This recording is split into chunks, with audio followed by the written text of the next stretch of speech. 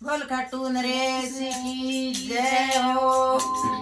बाण लीला का घोड़ा आंगन में आगे खाटू श्याम।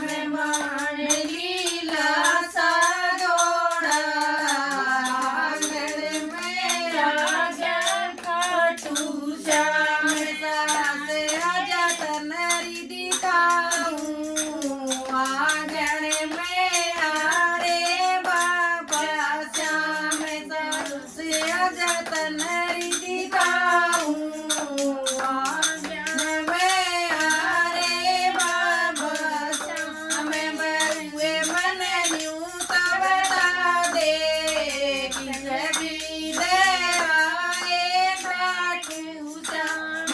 बरुए मन न्यू तो बता दे किस भी